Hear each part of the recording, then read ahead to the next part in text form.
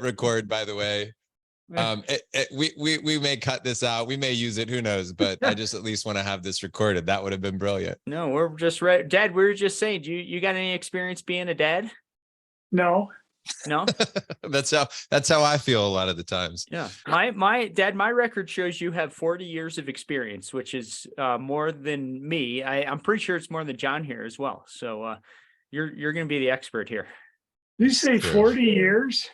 Yeah, I think so. That's how old I am. I heard. Man, I didn't know I was that old. Does it feel like the time has moved quickly, Mark? No. Yeah. Does it feel Not like quickly. It's moved appropriately? Yeah, it's all good. Yeah. I've been learning that about you. I've been learning that it would be a on-brand response. Yep. In my mind. We've had a lot of fun with it, huh, Dad? And you know what? You taught me how to be a dad, and I was thinking about that last night when I took my son Wyatt, who's 12. We went down to a restaurant here in town and watched the Nuggets take it to the Lakers and make it to the NBA Finals, and it was fun just spending the time together. And I remember doing that with you, Dad. Remember when we used to go to Nuggets and Broncos games and stuff sometimes when I was a kid? Sure I do. Yeah, we had season tickets for, who was it? A couple of them. I'm not sure which ones they were. Yeah. Well, your law firm had season tickets like within the firm. So then they would kind of rotate around, and everyone, we'd get to go to maybe 2 Broncos games a year, a couple Rockies games, a couple Nuggets, maybe some Avs. We had Avs longer than any of them. Yeah. The Avs were fun, huh? Mm-hmm. And now the Nuggets and the Avs are good again. I haven't seen anything this year. Yeah, well, the Nuggets are in the NBA Finals, Dad, starting in a couple days. Maybe we're coming to your house next week, so maybe we can watch some of those games together. I think that'd be fun. I wonder if I can make the Avs. Maybe. Might be. Yeah, might be a little late. I don't know. We'll see. That's something I did not do with my dad, by the way. We were not a sports family. It's so interesting when you start learning about all the different ways that men can be fathers and the traditions they have in their house and what their kids remember. Sports for some is huge, and for others, it's like it's almost just non-existent. Like I have a guy who I interviewed who taught his kids to be entrepreneurial, but when you talk to the kids, they'll say, "You'd never catch my dad outside throwing a ball with me or doing anything like that, but he told us how to build, a business." Yeah, and you quickly realize that you're likely not going to be good at everything as a dad, or you can't tell your kids how to do everything in life, but you tend to lean into your nature and your brand and your passions and all those things, and kind of cultures develop on their own, and family brands develop. Yeah, I like it. I like it, John. Figure out your game and play your game, and that's it. Share it. And I'm a huge fan as a father of helping kids figure out what is their game going to be, and just because I like a sport, or I like business, or I like fishing or whatever. Maybe your kids end up liking that, but maybe not. My hope is that my kids will find things that they do like and they're passionate about, and the fact that they like it, that'll make me like it, or at least invest time in it, learn about it, and support them doing it. And I got to say, John, I like the family men who also run businesses. I love the tagline. And I was just out on a run. I was listening to you interview Connor Beaton, and I love the interview. I downloaded his audiobook, and I'm pumped for more. So awesome job doing what you're doing. Thanks, man. I appreciate that so much. I've never felt more aligned personally with what I'm supposed to be doing. And this feels like I'm in a season of life where it's a little bit of like ease. Like when you hit that stride, when you're running, where it just feels like there's no place I'd rather be than right here, right now, doing this thing. All right, man. Good for you. That sounds like flow. That sounds like crystallized intelligence. That Dad and I host podcasts together, and we always have fun doing it as well. Yeah. Guys, also, you probably just heard this, Mark, but and do you prefer Mark or Mace? Because I know people start referring to you as Mace. Not sure what level of friendship we need to have for me to go there, but I figured I'd at least ask. What either you want to use is okay. With me. All right, cool. Yeah, so you said it, Travis, like that's primarily our audience, family men who have businesses, but they want to put family first. So let me do this, guys. I feel like we have great energy for a great conversation here to dig in. Let me read the bio very quickly, and then we'll just launch into it, and we'll continue on what is already at the start of a great conversation. Okay, so let me take a second and just read what I've got here, and then we'll dive in. And guys, if we need to make any edits, we can. Likely we won't, but we can always if we want to. So, all right, here we go, guys. All right, fellas, welcome to the Front Row Dads podcast. I'm here with Travis and Mark. And in 2018, a little bit of the story here, Mark Macy, whose friends, who I will now call him Mace, was diagnosed with early onset Alzheimer's at 64. Mace had spent 30 years competing in ultra endurance competitions worldwide and is one of the few who have finished all 8 Eco-Challenge events. Once he was diagnosed, of course, the fear of perhaps losing endurance, strength, and independence may have set in.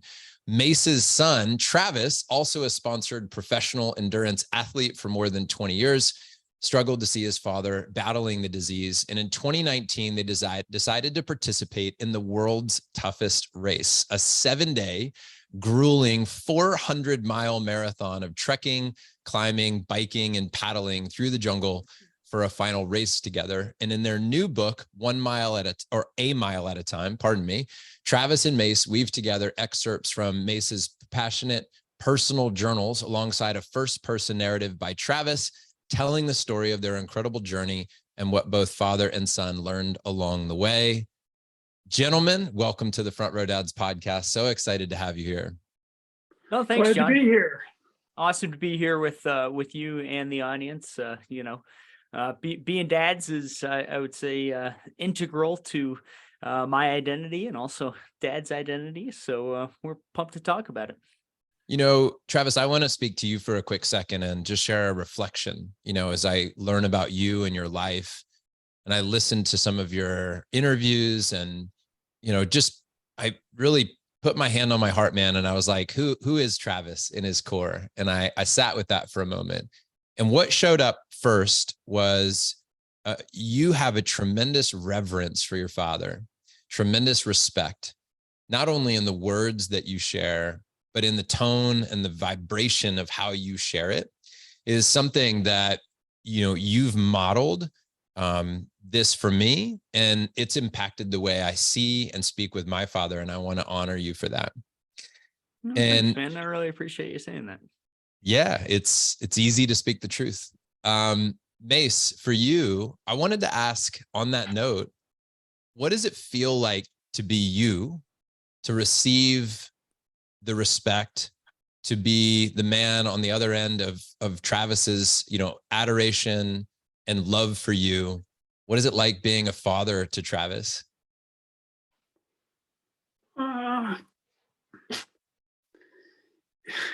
It's easy for me to be a father to Travis. Travis is a good guy and takes care of himself and his kids and everything. And, doesn't really need much from me. That's for sure. Now, I wonder how Travis would feel about that statement. I guess need is an interesting thing, though, right? Like, Travis, what do you think about that? Because needs is an interesting way to look at it. What do you feel that you need from your dad, or maybe that you've received from your dad? Yeah. No, I mean, the main thing is love, connection, and time together. And that's what Dad has always given me. And, and continues to.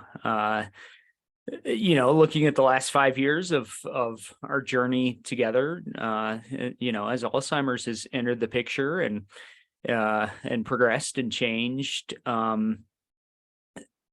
I think most people expect at some point this transition in roles within a family. Our parents age, we age, our kids age, roles shift. There's changes in how do we support each other psychologically, physically, energetically, etc.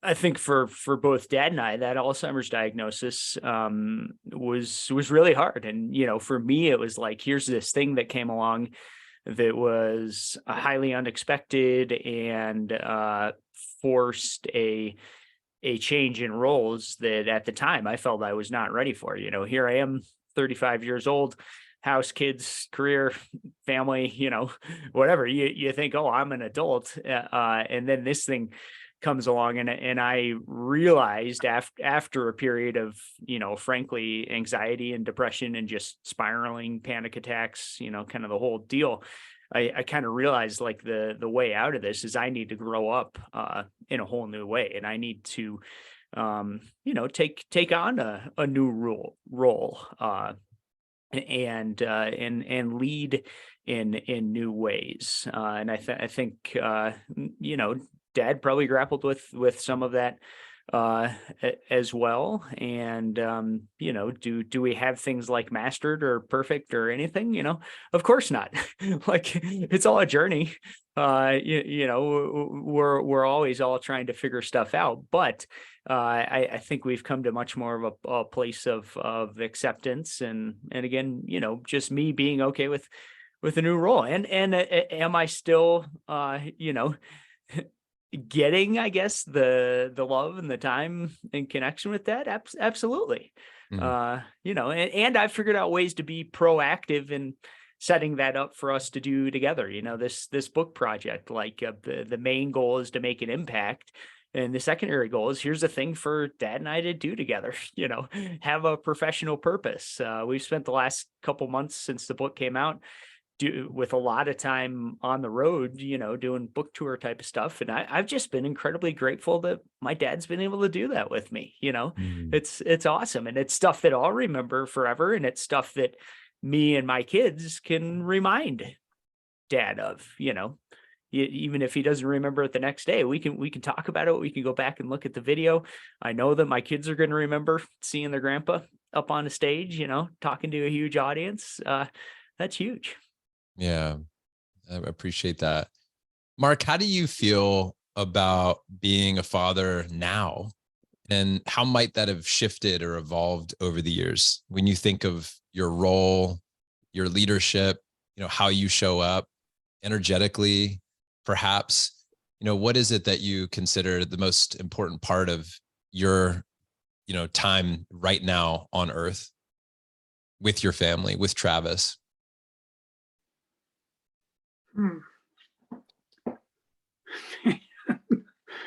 That's a tough one. Softballs all day long here. I just like to keep it topical. Never get. Let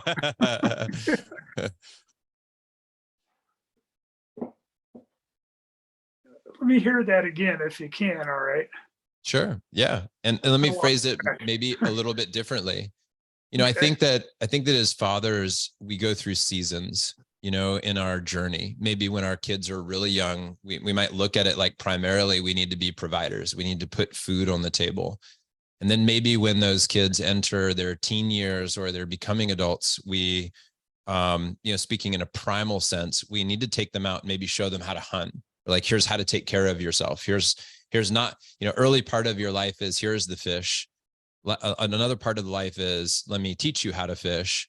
And here you are in this stage of your life where Travis is now a father, right? And yet you're always a dad.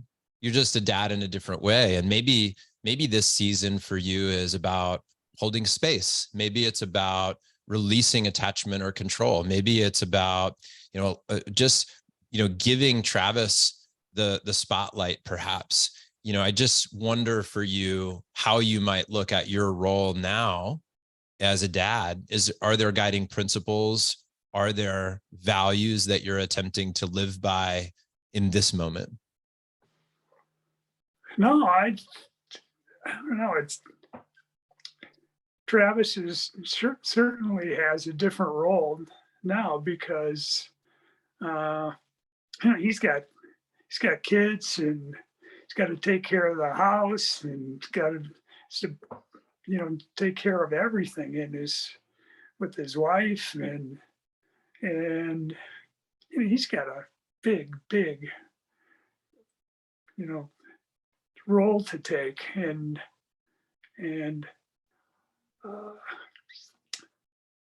as far as I'm concerned, I'm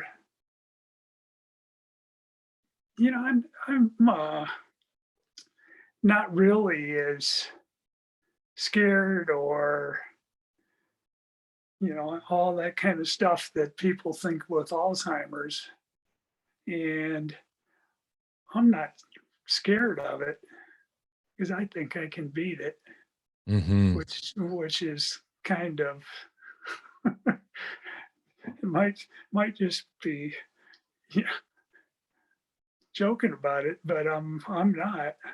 I think I can beat it, and I'm doing my best. I'm eating right and running every day and taking care of everything I need to. And I'm okay. I'm probably more okay than Travis is, because he's worried about me, and he doesn't need to worry as much as I think he probably does, but I appreciate it. Yeah. Thanks, Dad. Beautifully said. If I can chime in about, has Dad's view of like fatherhood changed? I don't really think so. I don't perceive a change. I think that Dad has been very consistent in his guiding principles of, keep showing up, be optimistic, bring the energy, keep the faith. That's one of Dad's sayings. Faith. You can take that how you want, but I think for Dad, it's a belief in yourself, and it's a belief that things can and will get really hard, and they can and will get better. So when I was a kid, Dad kept showing up, and he put his family first. He worked really hard in his career as an attorney. He also worked really hard as an endurance athlete, doing the Leadville 100 run and Badwater Ultra Marathon, Eco-Challenge, that kind of stuff. But first and foremost, he kept showing up for his family. And I tell you what, that's what I see both of my parents continuing to do, even in the midst of very challenging disease that continues to progress and change things. They keep showing up. They also keep choosing love and exemplifying love and showing me what it means to love someone. And they keep choosing happiness, choosing to find that. I think where, a lot of people would focus on the negatives and challenges. And that doesn't mean that you disregard the challenges or pretend they're not there. But they're, that's what they're choosing. And Dad keeps showing up as a grandfather. We always say, like, well, these days he's a pro athlete, he's a pro podcaster, and then the other, he's mainly a pro grandpa. And and now that of course means, us as me and my sisters, bringing the grandkids to him. But Dad's totally present, and he has fun. And I mean, do I wish that my kids grandfather did not have Alzheimer's? Absolutely. Of course I do. And through that process, and my seeing them learn ways to love and support that they couldn't learn in any other way, absolutely. And for kids, that comes seamlessly. I think a lot of times kids are used to being, supported and helped, and they see someone who needs support or help, like they just do it. It's not a big deal. Travis, how many sisters do you have? Two younger sisters and a foster brother and foster sister. And, dad showed up for all of them and still does, just as he's done for me. And how many grandkids, Mace? Oh man, I don't Can't count that high. Tough question, John. Numbers. Dad's not the tech or the number guy in the family anymore. That's me too, man. I align with that. I love that. I think it comes to five grandkids. The oldest is 12, and the youngest are twins, who are about to turn 3. How many are yours, Travis? I have 2 kids. My kids are 10 and 12. Yeah, very cool. I have an 8-year-old and a 13-year-old, 2 boys. Cool. And I want to talk for a moment, Mace, about if I can, I want to talk about this attitude that you bring, this, keep the faith, believing in yourself, all the things that Travis just affirmed about what he sees in you and how you've shown up, this idea of showing up. When you look back on your life, can you share with us maybe a story or a period of time when this really started to develop for you? Like, where did this keep the faith come from? What was the origin story or the nucleus of these type of beautiful, mantras and life principles? Well, that started really with Alzheimer's, and I don't really know exactly when that was. Mm-hmm. As I sit here today, I'm not sure at all where this whole Alzheimer's thing started. I couldn't tell you when that happened. And so I guess that's not the question you asked me. That's okay. Let me ask That's a different. Right, Dad. Let me ask a different one. Yeah, this is when you look back, Mace, are there people that you can point to in your life that might have exemplified those values, choosing happiness, keeping the faith, showing up? Are there people in your life that were role models for you in that way?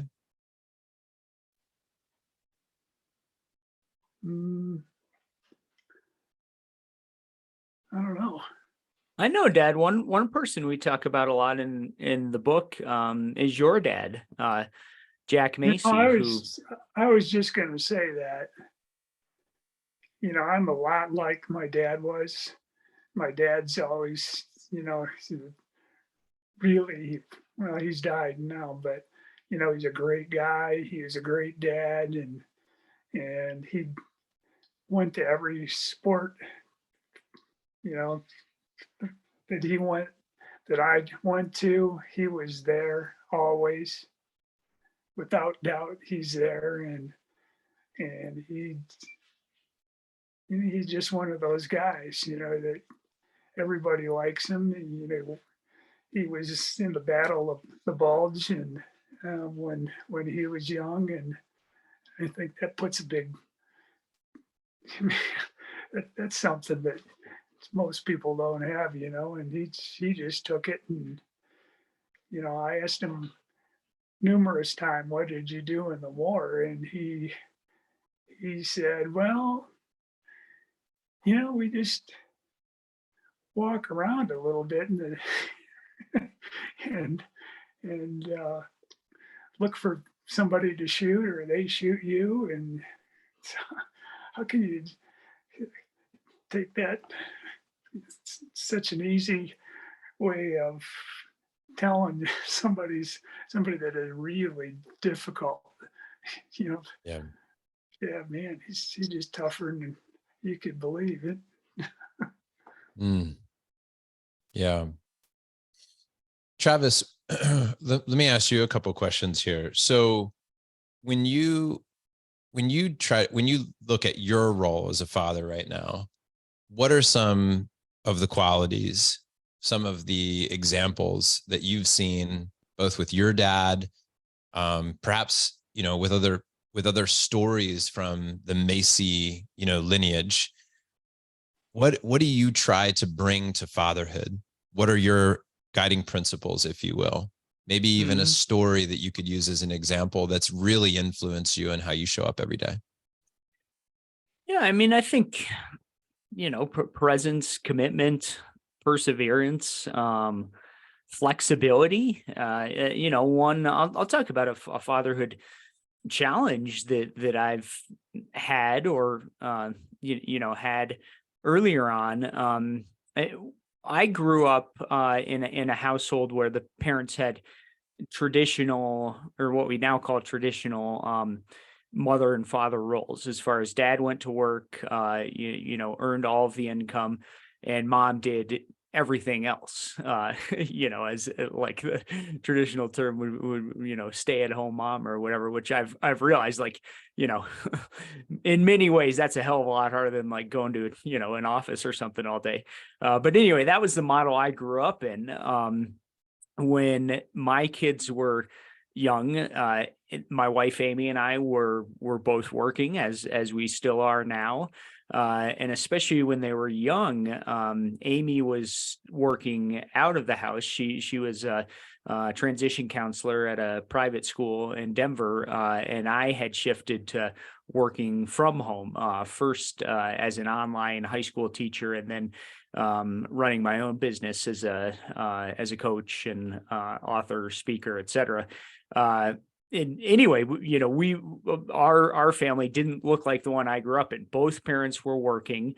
There was a constant, scramble of just kind of who's doing what, who has which role, especially in the time where I was working from home and my wife was still commuting, an hour to work every day in kind of more traditional schedule. And many times I was the at-home parent for two young kids, and looking back, it was a great thing to do, and something that feels fine now. But at first, simply since I had not planned on that role, it was really, really hard.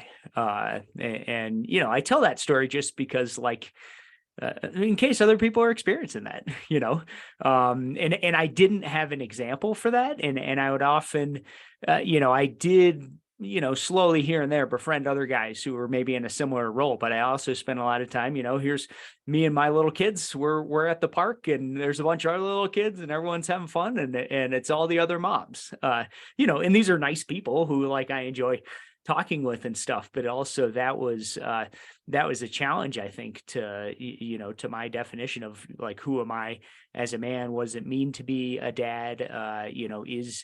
Is the dad's role simply provider, in a financial sense, or is it more comprehensive? And I've realized, at least for me and my family, it is much more comprehensive, and that's something I think I've been able to grow into.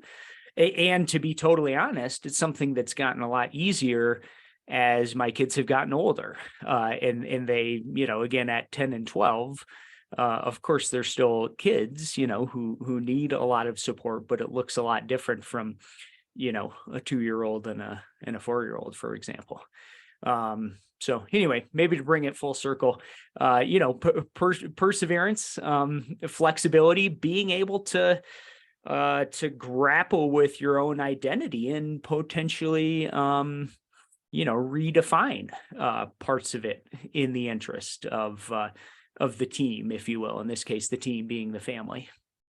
I want to get to the book in just a minute, but what are you guys wrestling with right now, either between the, collectively in you would say in a battle together? That may sound like an obvious answer, but what I want to know is just currently in this moment in life, what is the most difficult thing that perhaps each of you is juggling individually or collectively? You could take that in any direction that you want. Like I said, it sounds like I'm teeing up the most obvious answer, but I'm really looking for, within that obvious answer, what is truly tough for you right now? Can you think of anything, Dad? Any things that are feeling challenging to you these days? Nope. I love it. Best answer ever. Yeah. For me, one thing, if we were to look at like the Alzheimer's journey, one thing I've decided to try to do is like be 90% present of like what is best and good or better today, and then maybe 10% looking at the future, and looking at the future, yes, whether that's do mom and dad move out of their home at some point, or planning with finances, or all this, the small print kind of stuff. Like, yeah, it's really that stuff's really important, and you don't know what's coming and when. It's uncertain. It's highly uncertain. So let's, instead of worrying about future hypotheticals, let's try 90% to be present. How do you do that? Let's hang there for a moment, because I think that's where the juice is on this. Yeah. Is that, I mean, when I have a lot of anxiety, I am wrapped up in all the possibilities. This could happen here, and this could happen over here. Yep. And then, when I get back to the present moment, I'm like, oh, and I'm here in my office, and it's a beautiful day outside, and I'm currently protected and safe. And like, how do you come back to that place? How do you consider the future, plan for the future, be smart about the future, and yet not get so wrapped up in it that you fall out of presence? Yeah, that's a great question, John. Do I have it nailed all the time? Tell me the secret to life, Travis. No, I mean, I again, back to the Alzheimer's thing, like being okay with cycles of grief coming and going, and being okay with, okay, here's this thing, that's called sadness, or that's called anger. Here it comes. I feel it. It's okay. It'll be here for a while. Hopefully it'll pass. And something else will happen. As far as how do we stay present and manage anxiety? I mean, setting ourselves in positive states. Like for me, probably the single best tool I use every day is exercise. I go outside in a beautiful place and I run or bike or both, often alone. Like today I was out running with my dogs, and, like I said, listening to you and Connor Beaton on a podcast, that was like, that's medicine for me. Listening to something I'm interested in, being out in a beautiful place, being present with nature, or going out and mountain biking with my friends. Sometimes that's a beautiful spot. Sometimes it's the company of other people. Sometimes it's like the full on flow and escape of ripping down, a really hard downhill, blasting music or something. For me, that physical component is absolutely huge. And back to your question, just another thing that's both good and hard. Navigating marriage, marriage is awesome. Oh, that's easy, Travis. Yeah, sure. And like, Amy and I share a wonderful connection and a very deep commitment to each other and our kids. And it's hard, it's something that we're constantly working on alone, together, with our therapist, also with resources, and it's always, I said, like, well, we're getting older, our parents are getting older, like the target is always moving, right? Your kids are always changing, you're always changing. You said your son is 13, mine's 12. I mean, they're on the brink of kind of a new phase, right? Where things things change, it's all good. But as soon as you have something figured out, like, boom, it's different again. I feel like we're talking about endurance events right now. And it's like, yeah, totally. We could literally be talking about life or your toughest foot race or endurance event right now. Let's use that as a beautiful transition to talk about the book, this mile at a time idea. Because look, I'm imagining that it gets tough out there.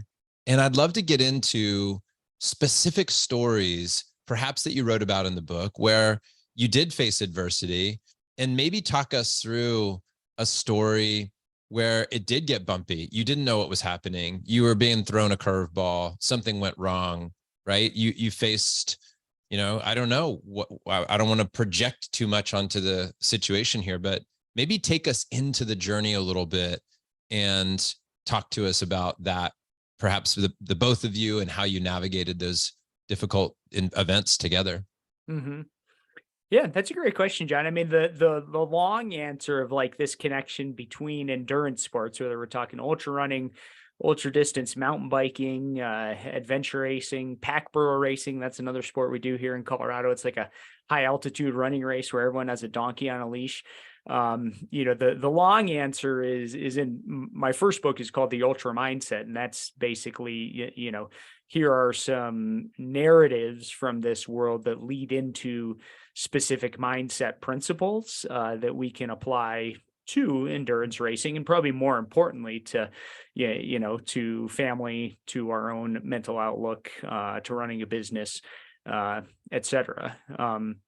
The short answer is that, like, by doing something hard that is going to have uncertainty and adversity, by choice, you are going to cultivate some resilience, some perspective, some tools, some belief and confidence in yourself that you can then take and use in the other areas of life, right? Where you're going to face adversity, not by choice. And some of those things we know are coming, right? We know that maintaining a good marriage is going to be hard. We know that growing a business is going to be hard. We know that even if we're totally dialed in as a parent and we learn everything that we can and, really stay on top of stuff, it's still going to be hard and unpredictable. A lot of those things we can expect. I'm learning more and more, and I think most people have. There's also curveballs that are thrown at us, these things that are really hard that we didn't see coming, an Alzheimer's diagnosis, a cancer diagnosis, the loss of a loved one, whatever, like those, those things are going to happen. So I figure we might, we might as well train for it. Dad got his first tattoo there at age 67. It says on his arm, it says it's all good training. And that's kind of the idea that, like, oh, here's this hard thing. Well, it's training. You're training to, to navigate other things. And again, both, either book, The Ultra Mindset or A Mile at a Time, there's plenty of specific stories about, these hard moments, or you're crawling through the jungle, or maybe, with adventure racing, it's this 4-person co-ed sport where you're together with a team, days and days, 5 to 10 days in the case of these longer races, doing all these sports, little sleep, navigating with map and compass. Sometimes the challenges are interpersonal, and a lot of the joys are interpersonal as well. And that's what I like about it. I mean, adventure racing is a team sport, and life is a team sport. So you might as well do things to practice for it. So 400 miles. Can you just take us in there a little bit and give us, like, so people who've never done a race like this, they've never even seen the show that they did about this for you, right? Like, yeah, take us in there. How do you begin to paint the picture for somebody that doesn't know? Yeah. So this thing, again, adventure racing, it is a real thing. It's a highly niche sport. People may have seen it on the TV starting in the 90s with the Eco-Challenge. That race was founded by a guy named Mark Burnett, who people may have heard of. He kind of became the, one of the founders of reality TV. He made Survivor and Shark Tank and The Apprentice, all these kind of things. Again, his project in the 90s was Eco-Challenge, and it was on TV every year on MTV, Discovery Channel, USA Network, from 95 to 2002. And Dad and his buddies did 8 of those races. They were in their 40s at the time, and the races occurred in places like Utah, British Columbia, Morocco, Australia, Borneo, Fiji. They did the race in Fiji in 2002, and Dad and his friends told me for years that was the worst thing they ever did in their life, and no way in hell are they ever going back to Fiji. And it turns out that in 2019 we did go back to Fiji. And to take a step back, for those who aren't familiar, this sport, it's a 4-person co-ed team. You're running, you're biking, you're paddling, navigating fixed ropes, rock climbing kind of stuff, often swimming, canyoneering, paddle boarding, sailing, kind of whatever they can throw at you in a given place. Riding camels in Morocco. Remember that, Dad? You guys rode those camels? Dad's probably trying. Of course, I remember that. Yeah, how can you remember? That's one of those things you probably want to forget, huh, Dad? Yeah, those camels, man. If they get a chance, they'll kick your butt. Yeah, once you're like 15 feet up in the air. And with all that, you're also this isn't it's not your triathlon, on a set course or something. This is map and compass navigation. The clock never stops, so you're racing all night long, figuring out when do we sleep, where do we sleep, et cetera. It's a highly dynamic environment. People hear this and they're like, "Oh God, it must just be suffering so hard, so much pain." And like, yeah, there is pain and suffering, but there's also fun. There's joy. There's connection with your teammates. There's like in Fiji, and people saw this on the World's Toughest Race production, which you can still watch on Amazon Prime. People saw this sense of joy and enthusiasm with the Fijian people. They have this bula spirit. You come into the towns. Remember this, Dad? Bula, bula, bula. Everyone's running out and high-fiving you. And at night, they bring us into their house, so we could have a place to sleep and stuff. And it's a very, very deep cultural experience, ecological experience, interpersonal experience, physical experience. I mean, it's kind of like, take a couple years of the highs and lows of life and cram it into a week, and boom, there's your adventure race right there. Yeah, all those people in Fiji, not all of them, but many of them had never seen a old guy with white hair. I don't know, and a lot of them thought it was funny and wanted to touch me and stuff. It was pretty cool. It was fun though, huh, Dad? Those guys helped us out a lot. We spent a lot of time with them. It was really, really neat, huh? Yeah, they go out and get some, whatever the stuff was they were eating. They go out and get some and give it to us. And very good people, great people. Yeah, those of you thinking about the coconuts, we had a bunch of, at times, a lot of these like teenage boys would be kind of trekking along with us and then climb up in the tree, get a coconut, chop it up for us. Pretty special, huh? Yeah. Guys, the question for either of you, when you share these stories on stages, in your speeches, in your writing, and in whatever fashion you've been telling these stories, what do you find really lands with people? They come up to you at the end and they're like, "Man, when you told this story," or this is what I really heard. This is what's going to shift within me. Like, what is it that is resonating and landing and being reflected back to you? I think it's different things for different people. For some people, maybe it's an academic concept like cultivating a growth mindset, or working through specific tools for keeping anxiety at bay, or for rewriting the stories that go through our heads. Maybe it's a mantra like I don't have to believe everything I think. That's another one, kind of about the stories that we tell ourselves. So sometimes that's what sticks. For some people, it could be just the fun or humor of a particular narrative, whether it's about being out in Fiji or being out there at the Leadville 100. Dad's first Leadville 100 ultramarathon run in 1988. And Dad had this little handheld flashlight that he bought at 7-Eleven on the way to the race. And of course the batteries run out, and then he and his buddy Cleve are stumbling around in the dark and getting lost and taking wrong turns, and ends up finishing dead last in the race, but he made it, and had a good time and persevered. So sometimes it's it's those, but I would say, honestly, for most people, like we are a social species, and the human connection, and how we support ourselves and each other. I think for most people, that's kind of where it's at, especially recently. A lot of our talks, or last week we did a keynote like at an Alzheimer's conference, and Dad's main message was just keep the faith, don't give up, dig deep, and believe in each other. And I think that really resonates with people.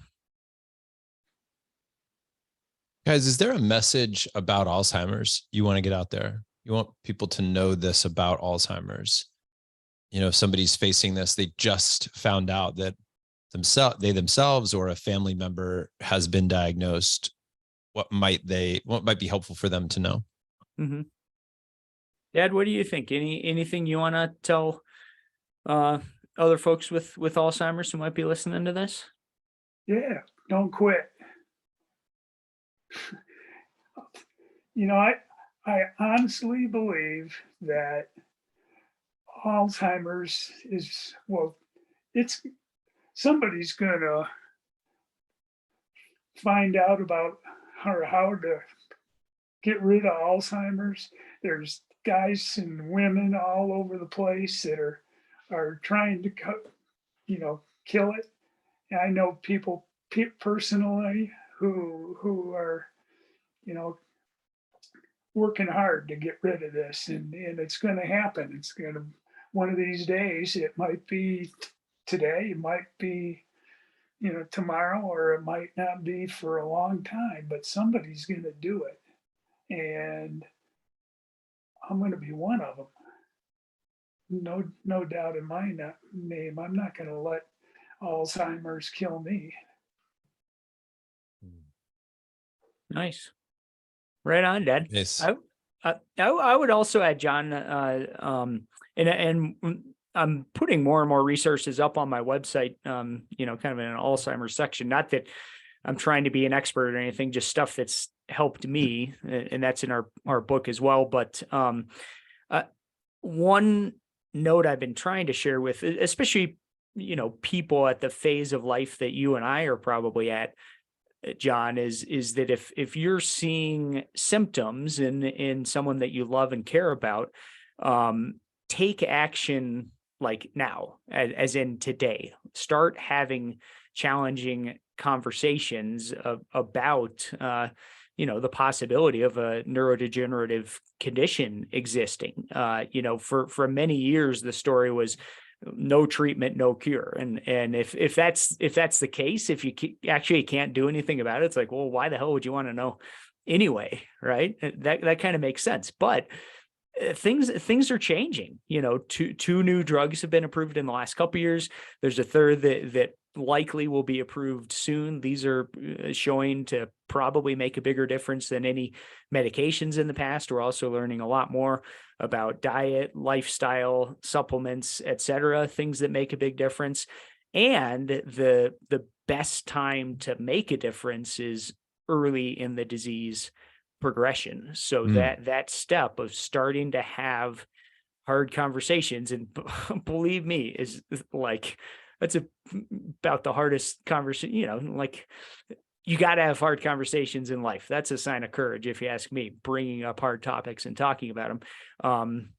But do that because early identification is a huge power in this area. And, that's part of the message I've been trying to spread as the baby boomers are aging. And, this is something that's like, it's not going away anytime soon. So act as quickly as you can if you think this might be relevant. Guys, is there anything else you want the front row dads out there listening to know? Anybody out there listening to know about this conversation that we've had? Things you want to put an exclamation point on? Things that we didn't cover that you want to make sure that you get a chance to say now? I've been sitting here thinking about, I've forgotten my wife in this whole thing. And I guess this is for dads, but, I got to just say something good for my wife, because man, she's the best person in the world for me.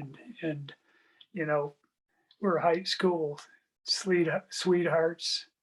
We've been in high school. We're in the high school together, and I don't know what year it was, 1980 or something, or probably farther back. But but my wife, she takes care of me, and she knows everything that about Alzheimer's, and she makes sure that I eat good food and just everything that somebody who is kind of beat up a bit, she takes care of that stuff, and I had to say that. Beautiful, Mace. Thank you. Yep. Dad, you're exactly right. Mom's the hero of the story. That's for sure. Yeah. And, John, and also to the listeners, just, awesome to be here with you guys, and keep showing up as a dad. It's if you're listening to this, I think you're prioritizing the right things, and it's going to be hard. It's not going to be perfect. You're going to mess up all over the place, but that's part of the deal. And keep John, I love what you're doing as far as creating a platform and community for guys to connect over something important, because that's if you want to get better at something, being part of a community of like-minded people is really important. So keep doing that, and keep investing in one of the most, I'd say probably the most important thing you can do in your life. Thank you. Gentlemen, thank you for being here. For those of you listening, the book is called A Mile at a Time.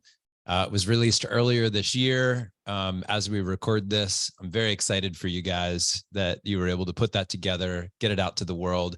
And thank you both for showing up.